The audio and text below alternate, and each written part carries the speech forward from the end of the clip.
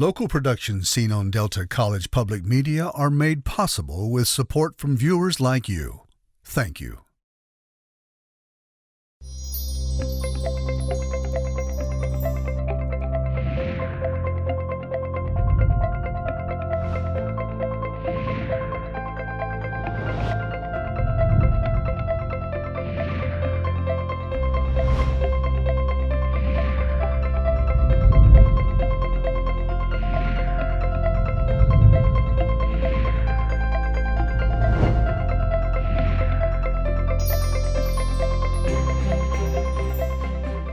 Hello, everyone. Welcome to Junia Doan's The Spark.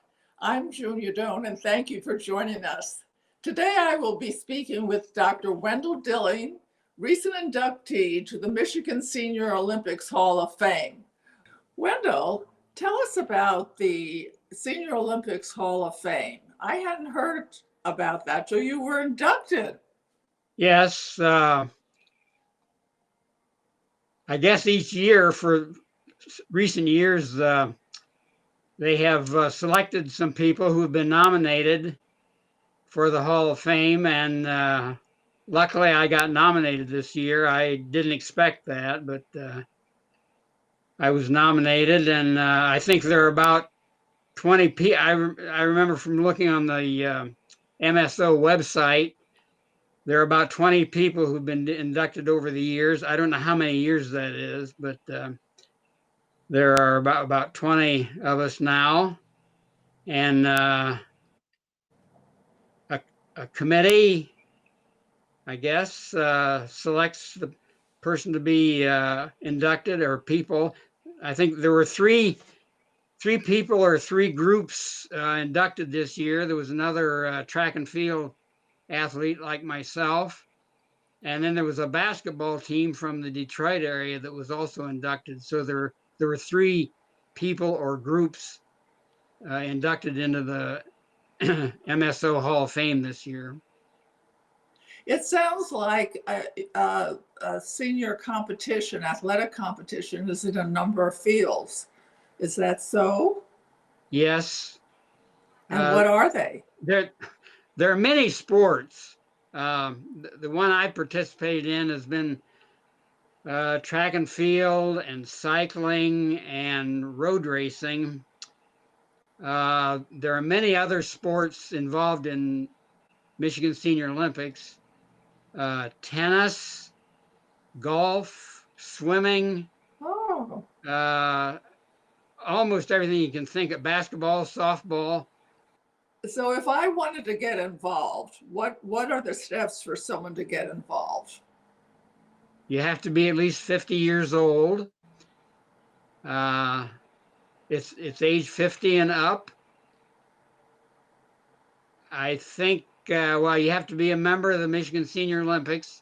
And if you go to their website, you can register as a member. And then when they have competitions, you sign up for that competition. That's all there is to it. You have to get connected with the Michigan Senior Olympic organization, and you have to pay the registration fee for the sports you want to participate in. You're allowed. There's one fee, and you can sign up for two sports, as I recall. And it's rather strange. There are many events under some sports. For example, all the track and field events are one can sign up for every one of those, and there's about 14 or 15 different events in track and field, and that's considered one sport. So that's one thing you can sign up for. And then if you want to do something else, you can sign up for a second one for the one registration fee. I don't have anything to do with the sign up other than knowing that I have to sign up to do it. But I don't know exactly what all their regulations are with respect to that. Wendell, do many people show up for the competition as participants? Yes, I think there often are about 1,000 Oh my goodness. people involved. Now that's for all the sports, so that's more than just track and field. I think there must be a couple of hundred in the track and field part, but for all the sports, and I don't know what that number is. Um, Right up there. as I recall, in recent years, there have been a little over 1,000 entrants in all those sports. One of the sports is even shuffleboard, so that Oh, really? you can have sports that are not all that vigorous if you want. And If is that's it what you want to do. segregated by age or by ability? No, by age Mhm. and gender. Um, they go by 5-year intervals. In other words, all the people who are between ages 50 and 54 are in one group, and then from 55 to 59 and all the way up to 100. We've had a Wow. couple men in the track and field parts that have been 100 years old. So it's all Oh, I love ages. it. And what time of year is it held? Track and field is in August. For the summer games, the last 2 years they've had winter games, Huh. and at least for track and field, and that was in February this past year. Of course, that's indoor. It was down at Macomb Community College field house. They've only done that the last 2 years, but You can enter just by paying a fee and participate in whatever you wish. that's right. That's correct. Oh, I love that. Yep. And you must have to do some heavy training. Well, I used to do more than I do now. I'm 84 years old. I started this when I was. I didn't start when I was 50. I started when I think I was in the 60 to 64 age group when I started this. So that about 20 years ago, and I did more training then than I do now. Yeah, I have to be careful. If you do too much training or too vigorous a training, you can injure yourself, and so you have to be careful to. At least I have to be careful to not do We all things do. too vigorously. I'm told that the doctors, not the single, but an important part of health is to remember and never fall. So in training, do you learn how to fall or how to avoid falling? I've never been instructed in how to fall. Well, I guess it's just sort of natural that I try to, if I'm going to fall, I do it in such a way that I'm not going to injure myself. But I haven't been instructed in how to do that. I understand that in some sports you do learn how to do that, but I I just try not to fall. Good. I'm glad about that. Well, you're an inspiration to many. Is your wife involved with you with this? Only as a photographer. She well, we used to bicycle a lot together. Some fairly extensive bike rides, just one day rides, but up to 80 miles maybe. I think she has Oh, done. I've done considerably longer rides than that, but yeah, she was involved. She has not been for many years now, but she never competed in Michigan Senior Olympics. This was only on our own. Or well, we used to lead bicycle rides for the American Youth Hostels. Oh, and she was involved in that. But that's been 20, 30, 40 years ago, I guess. Wendell, you must be very competitive and I don't want to say driven, but purposeful. I guess, or otherwise I wouldn't be doing this, I guess. Yeah, well, Do you I was on the track team in high school and college, and uh, it just sort of came automatic to me that I'm competitive enough, I guess, that I want to do this. Plus, the medals that I get make a nice decoration on the walls of our so home. satisfied? So, do you think you were born competitive or you nurtured that aspect of yourself? I probably was born somewhat that way. When I was on the track team in high school and college, I know I really liked doing that. Uh, I was a chemistry major, so I spent a lot of time in the lab and studying, but this was a nice diversion from that. So uh, I, I had a lot of fun doing athletic things. When I was much younger in high school, junior high and high school, I weighed a lot more than I do now. Uh, when I was in college, I weighed 235 pounds. That's why I mainly did the throwing events, because I was too heavy to run very fast or to be on the basketball team or things like that. So I ended up being a shot putter in high school, and then in college, I did other throwing events. I did the shot put plus discus and hammer, discus and javelin, not hammer. We didn't have that. But those three throwing events in college, but I never was in a running race in high school or college because I wasn't fast enough and I wasn't able to do that.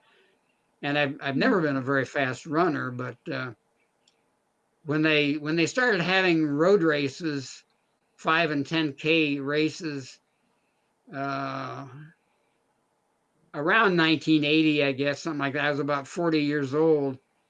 I took up running in some of those races, partly as a way to keep in better shape, and Right. I was fast enough that occasionally I could win something or come in second or third, and I've just continued that because the competition has been low enough that I still I could still do fairly well. I certainly didn't win any big races, but the local ones, it was kind of fun What to participate in those. Midland has had many races. The community center and Dow has sponsored many 5 and 10K races over the years, and I participated in many of those. Some of my friends also participated. So it was a nice activity. did you purposely decide to lose weight? What turned you around Yes, uh, in that area? Dow, yeah, I was overweight as from about first grade on. I up to first grade. I don't think I was overweight, but from first grade through halfway through college, I was overweight considerably. And Dow had a program where they uh, brought in college students on a program for the summer, and I was lucky enough to get one of those positions in 1957. I worked in the analytical lab at Dow. Oh, And that summer, I lived by myself in Midland, wasn't married, and I knew I needed to lose weight. And I ate in the Dow cafeteria very lightly, and I was able to lose a fair amount. I lost about 30 pounds that summer, and then I got down to about 200, and then in a few years after that, I continued to go down to around 175 pounds, which is about what I am now. And it was one of the best decisions I ever made to get some of that weight off. And Good for you. I think it has helped me in my athletic endeavors. Quite a bit.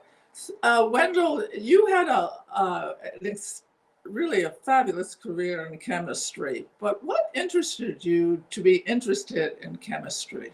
When I took a science class in junior high, there was an experiment in our book where you'd collect a gas over in a bottle that was filled with water, and I thought that was the neatest thing to be able to do that. And plus a lot of the other chemistry things that we did in chemistry, I really liked doing those, and that's what got me started. And I've never lost my interest in chemistry. I spent a couple of years in high school, 4 years in undergraduate school, 4 years in graduate school at Purdue, all of those in chemistry. Then I got a job at Dow and spent 30 years in chemistry at Dow. And after I retired from Dow, I went over to Central Michigan University as a volunteer or as an adjunct professor. And I've spent 28 years doing that. I just have never lost my interest in doing science. I mean, it's great to be able to make publications and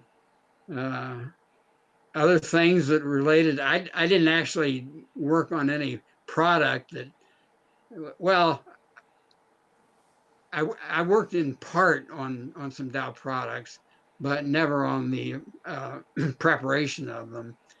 So I just never have lost my interest in that. A lot of people, a lot of chemists want to do something else in their life and not spend all 70 or 80 years of their life doing chemistry. My wife was a chemistry major. She worked at Dow for about 25 years in chemistry, but she now has mainly her interest in photography. And so there's nothing wrong with changing interests. I just have never changed my interest. What did you learn about teaching chemistry when you went over to CMU? Certainly you had extraordinary students, but then there were the ones that were down. How could you involve them or make it not only interesting, but doable? Okay, what I've done mainly at Central Michigan University is work with other faculty members directing the research projects that the students do. The CMU gives up to a master's degree in chemistry, and I started out doing some research on my own, and I taught a couple of lab courses. I have not taught very much at CMU. I've done mainly other things, and my main interest has been in doing research that could lead to publications or to patents. I've done very little in the way of patent work, but I got involved in graduate school in doing some photochemistry, which is carrying out chemical reactions by shining a light, ultraviolet light mainly, on the materials. And you can make some amazing compounds like that. You get different reactions than you get if you simply heat compounds together. And I have always been fascinated with what with the what you can do in that field. And when I started at Dow, I actually was doing some of that kind of work, trying to see if we could find new novel materials by using that sort of synthetic method. Unfortunately, none of those really panned out. They were, from a scientific standpoint, we learned a lot, but from a commercial standpoint, not so much. But I've just always been interested in it, and I like working with the students. I wish they could get more accomplished sometimes, but it's a way to stay connected with chemistry and people who are asking questions. Curiosity must be high in you. yes. And you're a good volunteer, because I remember when I was highly involved in the Matrix Midland Festival, you had the ACS come in 1982, and Dr. Brown gave a lecture. So you remember all that, huh? I do. It was thrilling. Yeah, Nobel laureate, Perkin medalist. Yeah, I can remember we met at your house to see how we could combine the Central Regional Meeting in 1982 with Matrix Midland, and we had some joint programs where some of the Matrix Midland programs became part of our program for the regional meeting. Right. Entertainment. I know you were involved in that, so very. that was fun doing that. This was sponsored by the Midland section of the American Chemical Society, and that was our very first. You've been very involved with that too. Of that kind, yes. And we've had I think 6 more of those regional meetings hosted by the Midland section. And in fact, last year in 2019 was the 100th anniversary of the Midland section, and we had the regional meeting that year in 2019.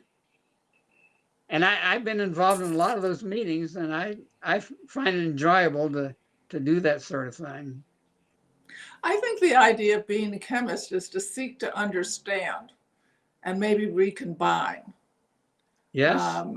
It's a different way of knowing the world, and I think it breeds confidence in a certain kind of way that some other fields have, but not all fields. So it must have been a very fruitful time in your life. It lasted so long that I've had 30 years at Dow and 29 years or 28 years at Central Michigan University. So it sounds like I don't know when to quit. Well, actually, I don't think I will quit. Wisdom and experience have something to be shared. Our culture doesn't necessarily venerate the aged or the wise, but there is much to share after living and participating in life for long periods successfully. So yeah. I think they're lucky to have you, Wendell. Very lucky. Was it hard to get a doctorate in those days, in the sense that there were just very few chemists on that road? There were quite a few. Maybe in earlier years, not so many, but we had lots of chemists at Purdue and at Dow, and lots of other companies. So, you know what's wonderful about you, Wendell? You take something up and you stay with it. I mean, you talk about changing interests or adding interests, like your wife, but you stayed with chemistry, and you certainly have stayed with athletics.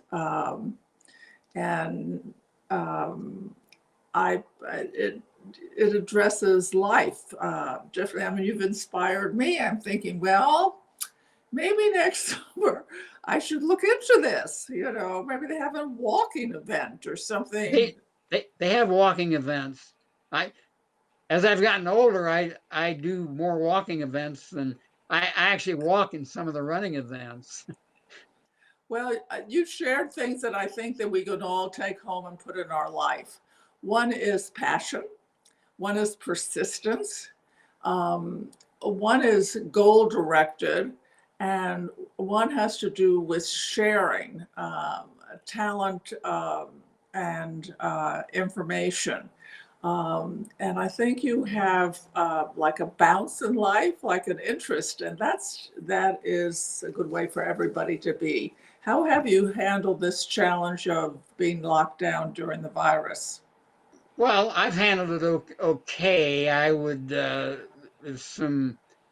I'm a historian of the Midland section of the American Chemical Society, and I have some reports that I need to put together, and some of that material is over at Central Michigan University, where I don't try to go back to until this pandemic settles down.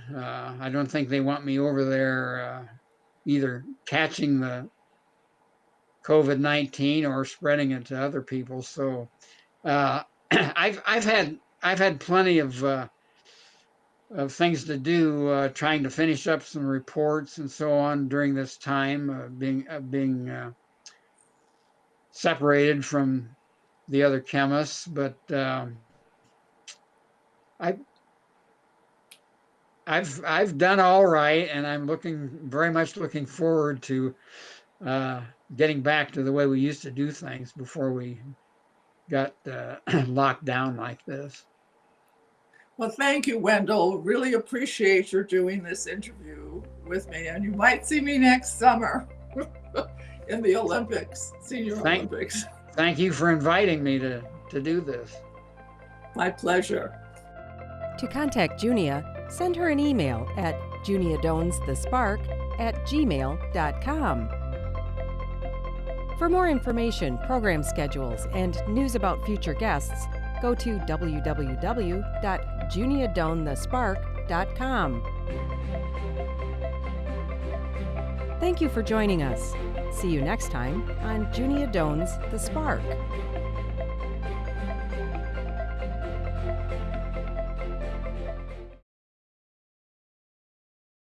Local productions seen on Delta College Public Media are made possible with support from viewers like you. Thank you.